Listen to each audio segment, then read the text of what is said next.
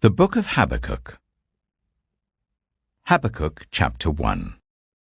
The prophecy that Habakkuk the prophet received. How long, Lord, must I call for help, but you do not listen? Or cry out to you, violence, but you do not save? Why do you make me look at injustice? Why do you tolerate wrongdoing? Destruction and violence are before me. There is strife and conflict abounds. Therefore the law is paralyzed, and justice never prevails. The wicked hem in the righteous, so that justice is perverted. Look at the nations and watch, and be utterly amazed. For I am going to do something in your days that you would not believe even if you were told. I am raising up the Babylonians, that ruthless and impetuous people who sweep across the whole earth to seize dwellings not their own. They are a feared and dreaded people. They are a law to themselves and promote their own honor. Their horses are swifter than leopards, fiercer than wolves at dusk. Their cavalry gallops headlong, their horsemen come from afar. They fly like an eagle swooping to devour. They all come intent on violence. Their hordes advance like a desert wind and gather prisoners like sand. They mock kings and scoff at rulers. They laugh at all fortified cities. By building earthen ramps, they capture them. Then they sweep past like the wind and go on. Guilty people, whose own strength is their God. Lord, are you not from everlasting? My God, my Holy One, you will never die.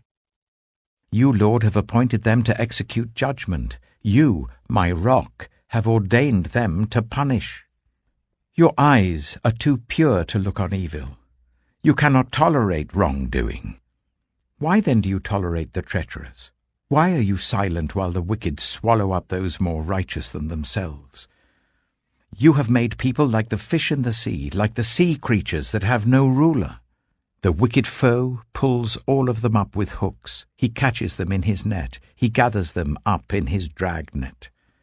And so he rejoices and is glad.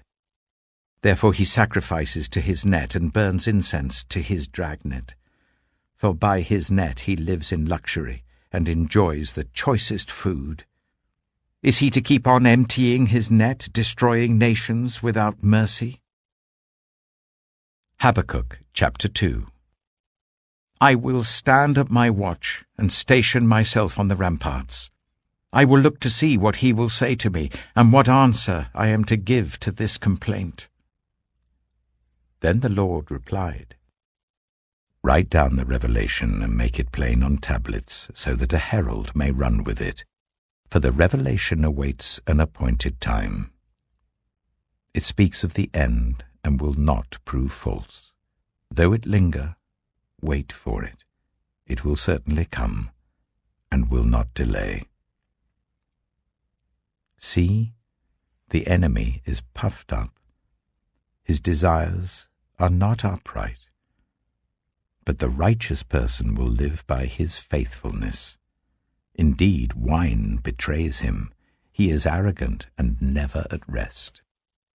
Because he is as greedy as the grave, and like death is never satisfied, he gathers to himself all the nations and takes captive all the peoples. Will not all of them taunt him with ridicule and scorn, saying, Woe to him who piles up stolen goods and makes himself wealthy by extortion? How long must this go on? Will not your creditors suddenly arise? Will they not wake up and make you tremble? Then you will become their prey.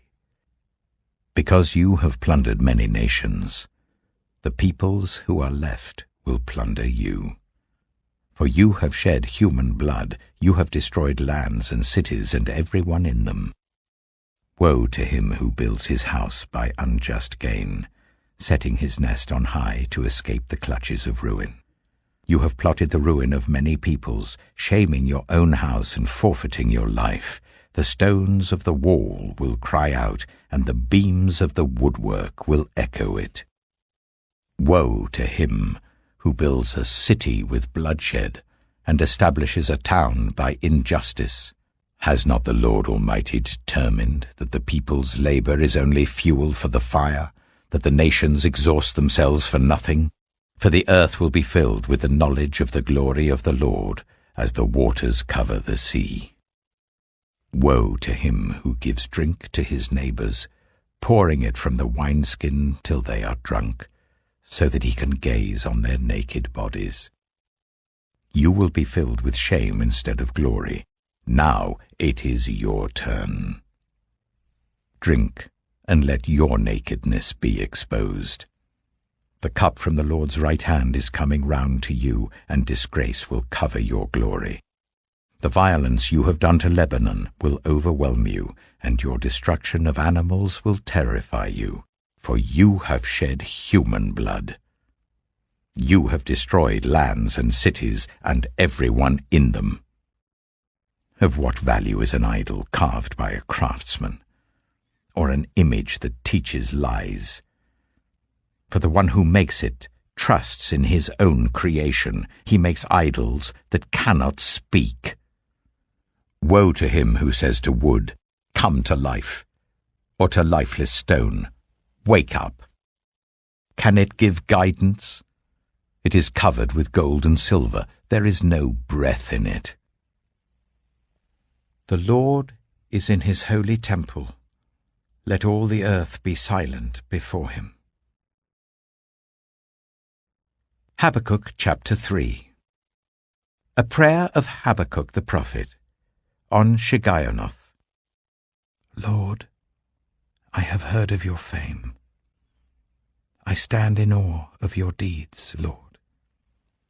Repeat them in our day, in our time make them known, in wrath remember mercy.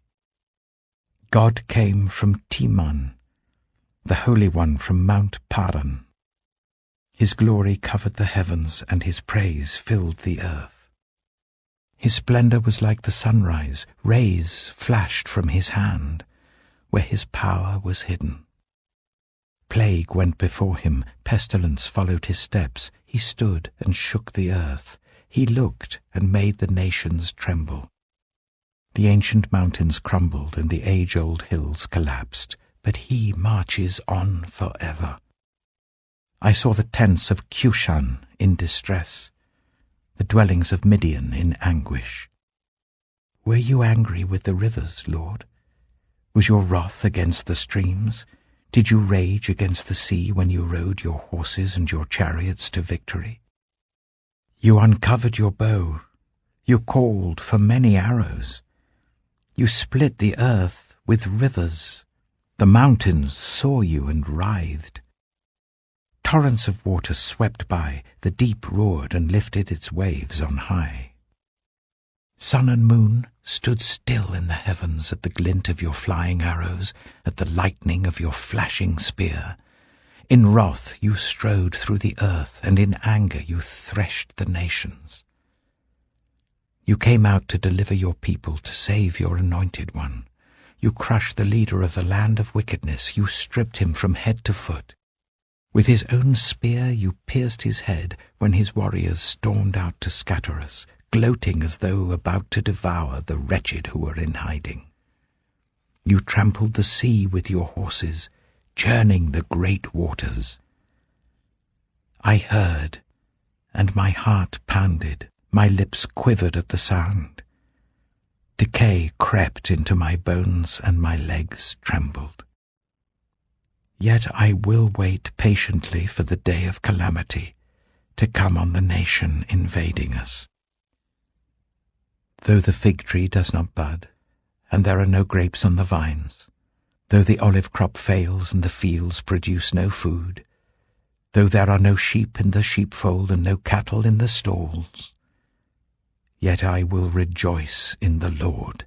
I will be joyful in God my Saviour. The sovereign Lord is my strength. He makes my feet like the feet of a deer. He enables me to tread on the heights. For the director of music on my stringed instruments.